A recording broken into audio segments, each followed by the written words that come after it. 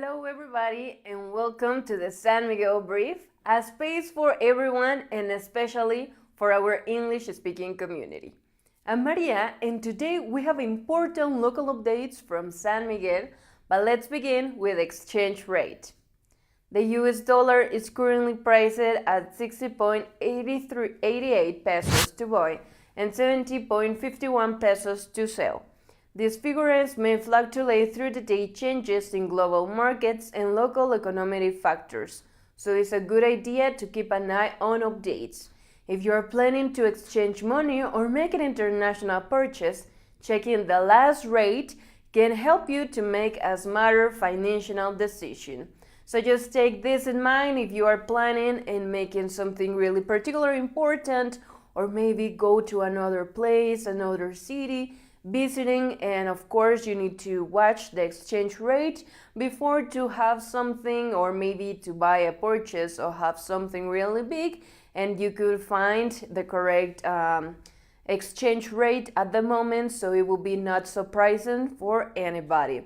So now let's move on to the weather, because right now San Miguel is currently sitting around 25 degrees with a soft breeze moving through the streets and creating a very pleasant atmosphere. It's kind of hot, but it's a lovely day overall. It is bright, comfortable, and perfect for enjoying time outdoors without the heat overwhelming. But for tomorrow, we're looking at a cooler start, as early in the morning with temperatures are expected to be about 9 degrees. As the day progresses, temperatures will rise steadily, reaching up to 28 degrees by the afternoon. So expect a fresher morning that slowly gives you a way to a warm and enjoyable day. Just keep a light jacket by handy for those early hours, but that's technically all the things that you need to do before any other thing else. So right now, of course, we are just having a great atmosphere, but at the same time it's kind of hot. And of course at the night and in the morning it's kind of freezing most of the time, but it is kind of enjoyable anyways. But of course at this moment we're just experiencing kind of hot temperatures, so just take that on mind for the next weeks and of course for the next month, because maybe the temperature will just turn off or maybe just change to something more hotter. So if you are just right now watching us from a different country, from a different state, and you're planning just to come here in San Miguel, just have that on mind so you could put all your wardrobes as the things that you need in here. If there is any shirts, skirts, dresses, or maybe something really comfy or comfortable, especially because most of our visitors came from different parts of the world, but in those parts it is more common to have low temperatures. So remember that it's always a good idea to check the weather of the city that you are visiting. So of course you have on mind how it's going to be the weather, how it's going to be the temperatures, what the thing that you are going to wear, just to feel you and make you feel more comfortable. So tell us where are you came from, if you came from different places, or maybe you are just having such a great experience in here in San Miguel. How do you know San Miguel? If there is for a recommendation, or maybe you saw something really interesting on your social media, anything of that will be something very useful. So now let's moving on to a segment, because we were talking on the recent episodes that we have a lot of information on the internet and of course about the social media and of course to a lot of places on the web. So that's why we're just making this capture if there is anyone outside, just to have a different perspective, or maybe that sometimes you lose or you don't remember the key facts that you need to have at this moment for your own safety in the internet.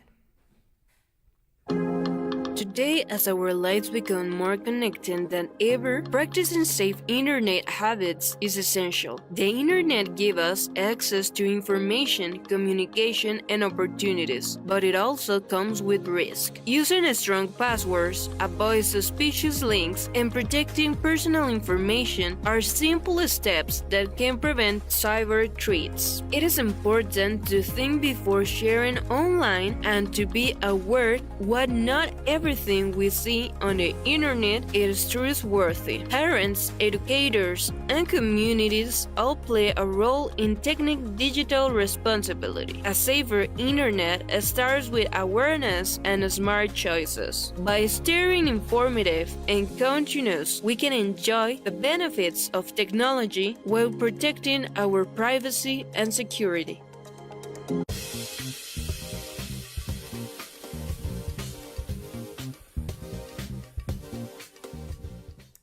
So this one, it was something really short, but at the same time with a lot of information and some of the things that you need to have at this moment. So this is just a reminder once again, just to have all your keys, all your passwords, all the things that are really important that you have on your smartphones at this moment, to just pay attention of the things that you are making, and of course now sharing information. Because as this is getting more bigger every day, that means that the problems are getting bigger every day. What does this mean? Well, that there is a lot of people on the outside just making kind of hackers, but at the same time they use your information, and most of the time the pictures about childs, and of course there is a lot of things on the internet. So you just need to be very careful of the things that you're sharing, the things that you are getting in, and of course anything that you click on. So it's something really important to have, and I know that you of course know this information, and if you don't know it, this is a correct moment just to pay attention on that. But in another news, talking about something really interesting, something really particularly phenomenal, and of course there is a flower over here, there is something really beautiful. Well, we are just talking because there is a segment about the flowers, about if they need just all the things about to keep it there alive. This is just something really useful if you want to buy something, and of course just to have in your minds one of the things that you need to search and the things or designs that you need to ask for. So here we're going to show you a video clip about a seller in the Feria de la Candelaria. So remember that you have until Friday to go and buy these little flowers. Some of them are beautiful, and of course a lot of things talking about the garden, so it will be just the last days. So let's look at this information. María Guadalupe. Bueno, personalmente soy productora de cactáceas. Ellas son muy dóciles, se acoplan muy bien al clima al que los expongas, pero sí no recomiendo comprar o sembrar cactáceas al exterior o a la intemperie en lo que es temporada de invierno, ya que la zona de San Miguel sí hay mucho riesgo de que caigan heladas o de que caiga aguanieve. Entonces ellas sí son sensibles a lo que es el hielo. Entonces esa es la única temporada en la que no recomendaría yo que dejen las cactáceas o siembren cactáceas a la intemperie. Yo les recomendaría para todo, para interior, para exterior, para tenerlas en casa, en oficina, pero sí es el único momento en el que no recomiendo sembrar o tener cactus a la intemperie es invierno. Siempre cuando una cactácea que son las de espinas como estas, están sanas, pues mantienen su color. En este caso, si las tenemos a la intemperie, agarran un color más vivo. Las costillas se agarran un color un poquito como moradito. Ahí están perfectas. Cuando veamos que una cactácea se está poniendo amarilla, está muy aguada, quiere decir que o se está pasando de agua o hay algún animalito adentro en las raíces. Pues es necesario verificar sacándola de la maceta o sacándola de la tierra y revisándole las raíces. Si vemos que las raíces ya están, pues que están en pedazos, una raíz por acá, entonces sí hay un gusanito ahí. Las suculentas podemos identificar cuando falta agua, las hojitas empiezan a hacer arrugaditas. Entonces ahí quiere decir que nos está faltando agua, que necesitamos hidratarlas. Y cuando las hojitas están así, están en un punto excelente. Yo siempre les he recomendado a lo de las cactáceas que sea un sustrato o una tierra que pueda filtrar el agua, ya que a ellas no les gusta tener mucha humedad. Entonces pues el riego sería pues muy mínimo, una vez cada 10 días, no más. Para un tamaño como este sería un cuarto de litro de agua y no más. Pero sí necesitan tener todas las plantas necesitan tan siquiera una vez a la semana su baño de sol. Pues ahorita estamos aquí en el Parque Seferino Gutiérrez. Prácticamente el horario es de todo el día. A la hora que gusten venir estamos disponibles para atenderlos, para pues responder sus dudas y sus inquietudes. Vamos a estar aquí hasta el 13 de febrero, que es el día viernes. Entonces los esperamos. Hay precios para todo y nos acoplamos mucho a lo que ustedes necesiten.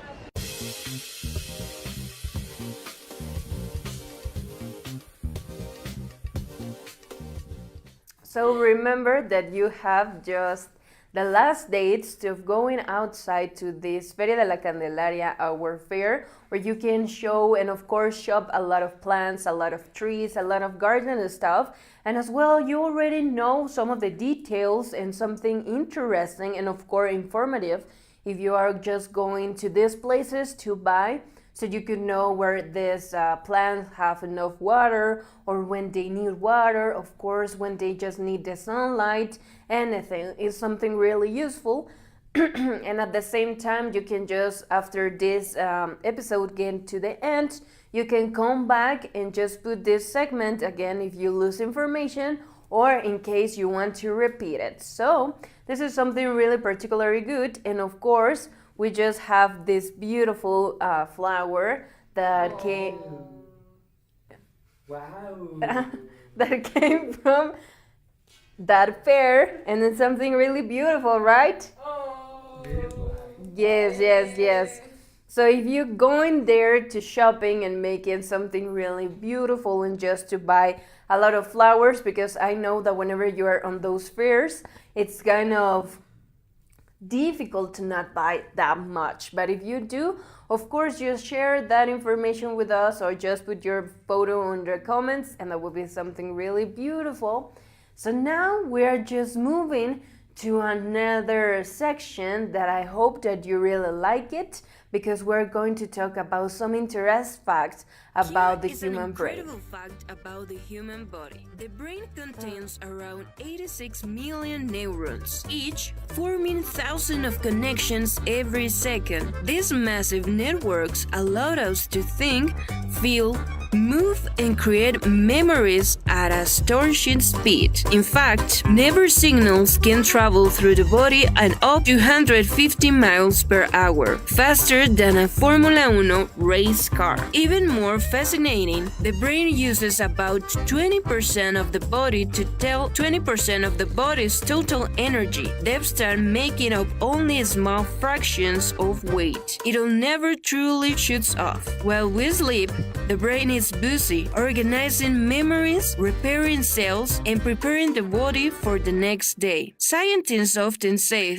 that the human brain is more complex than any computer ever built. It constantly adapts, learns, and rewards itself through experiences, a process known as neuroplasticity. This means our brains are always evolving, proving that the human body is not only powerful, but endlessly remarkable.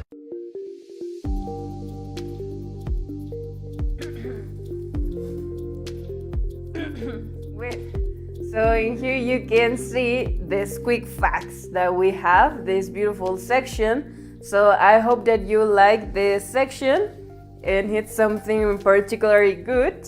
So we're going to give you these sections every Thursday and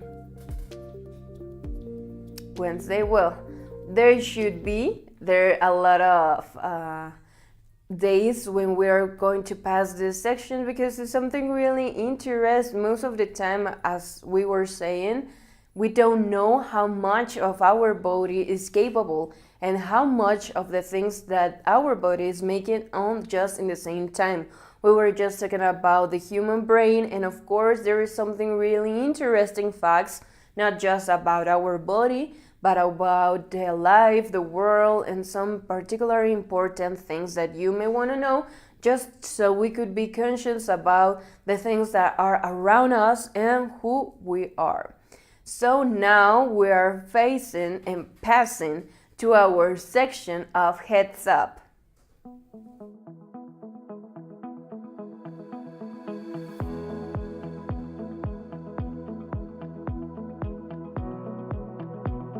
Heads Up, this is World Around Town.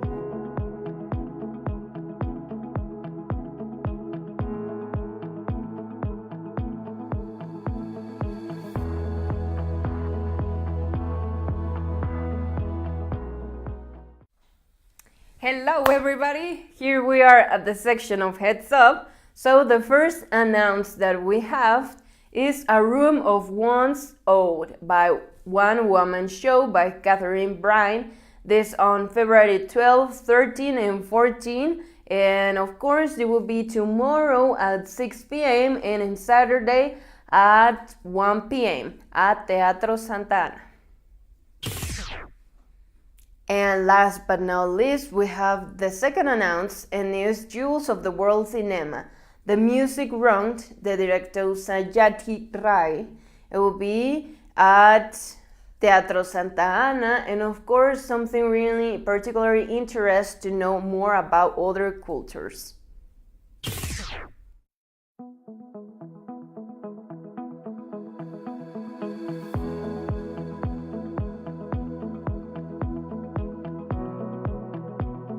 Heads Up, this is World Around Town.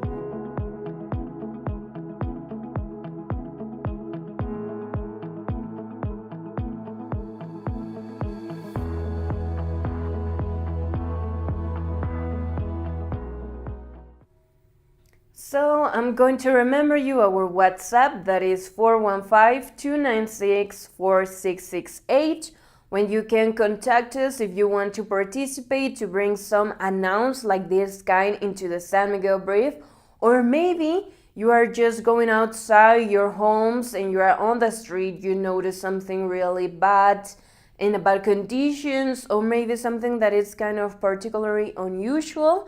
So that could be a report, and again we are just here just to have that information so we can tell to everybody, so everybody just go and make the better situation of that particular thing. And of course this could be a space for everybody. We just want to grow together to have this beautiful community.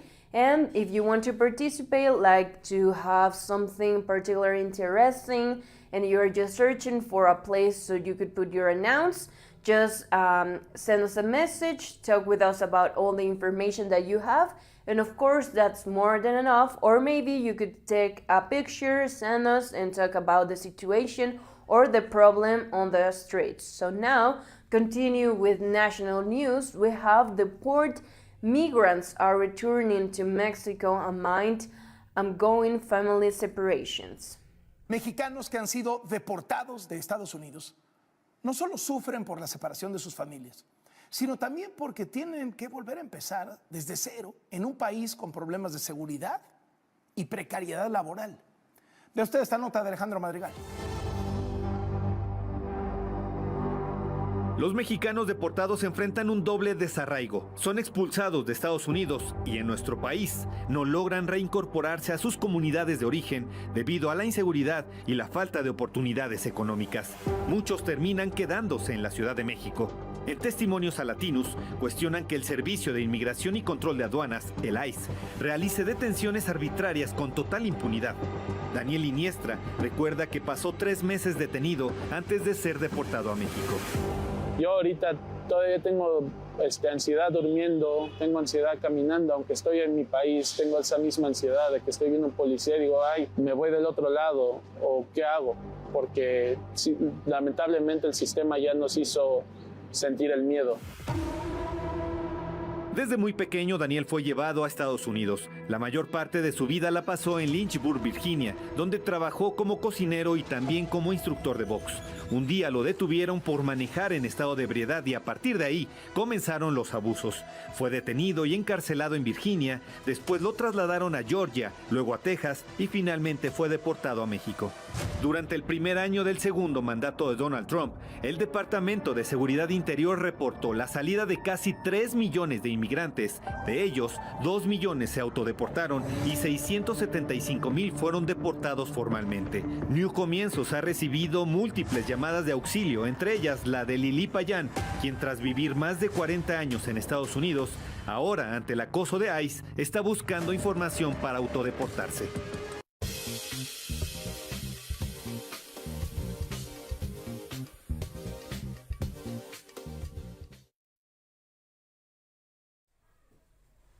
So in this we were just facing this problem that we are just passing for a lot of, well, particularly most of the time of this these situations with about the American dream or as just going outside to have better opportunities.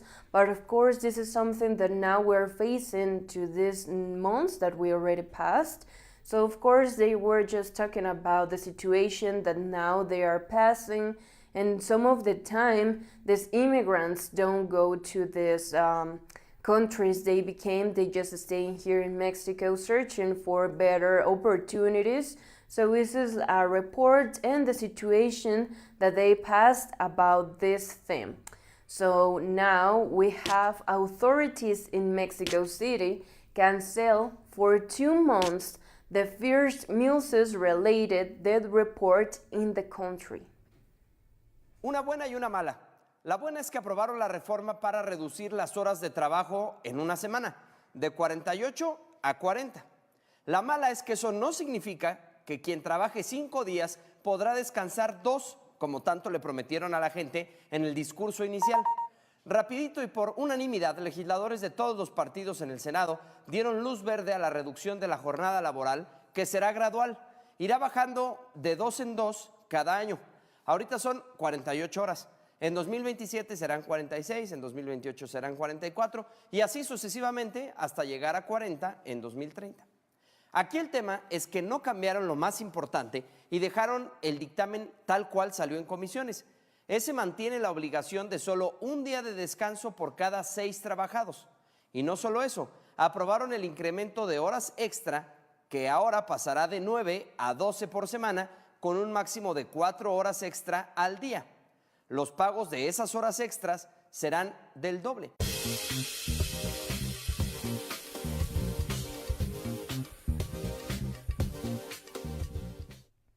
Well, in this new, we were just talking about, this is the next one is going with the information that I just mentioned.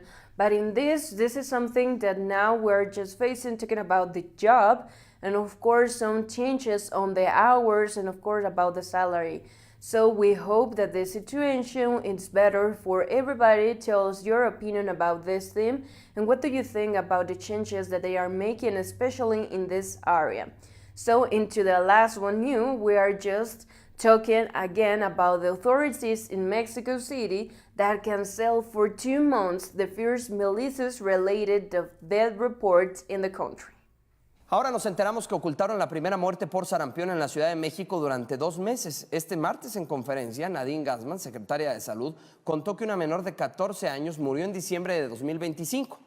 ¿Cuál es la justificación para informárnoslo hasta ahora? Que en el certificado de defunción no especificaron la causa del fallecimiento y entonces tardaron 2 meses en determinar de qué había muerto la niña. El tema no es menor. En lo que llevamos del año, solo en la Ciudad de México hay reporte de 196 casos de sarampión. En medio de la emergencia, Gassman descartó el uso obligatorio de cubrebocas en escuelas públicas y privadas, como pasa en Jalisco y el Estado de México. En Durango también murió un niño de 8 años, presuntamente contrajo el virus en un viaje a Sinaloa. De acuerdo con el reporte más reciente de la Secretaría de Salud Federal, hay 9,074 casos confirmados de sarampión. Los estados más afectados en lo que va del año son Jalisco, que trae 1,529, Chiapas, 282, Ciudad de México 149, Sinaloa 144, Estado de México 63, Puebla 60.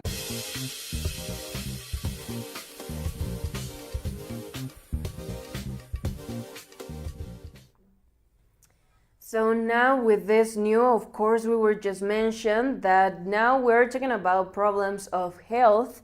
And in this moment, this is something that is getting bigger. Of course, there is a lot of fake news on the social media talking about this theme. And of course, that it represents a lot of risk. So just take precautions. We just passed the vaccinations stands in places that you can go to take your vaccines.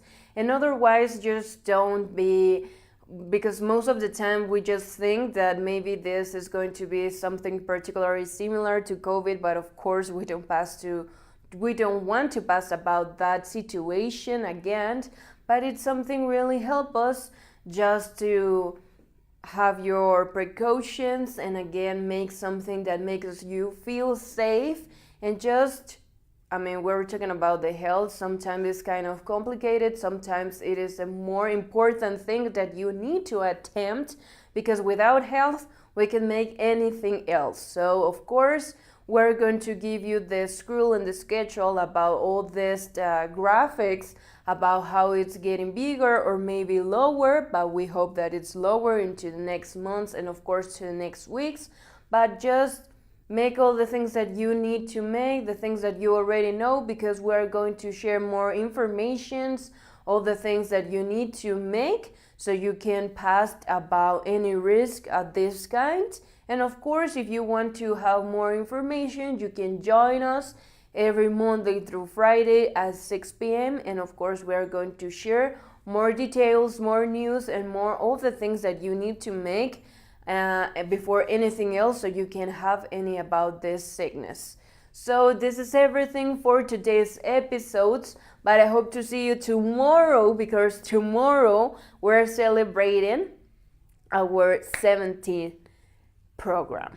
So it's something really important and exciting, and of course it's 13th of February, so we're making something really special just for Valentine's. And we hope that you like that episode, but I'm not going to say anything about that or give you more details or more information. So let's wait until tomorrow.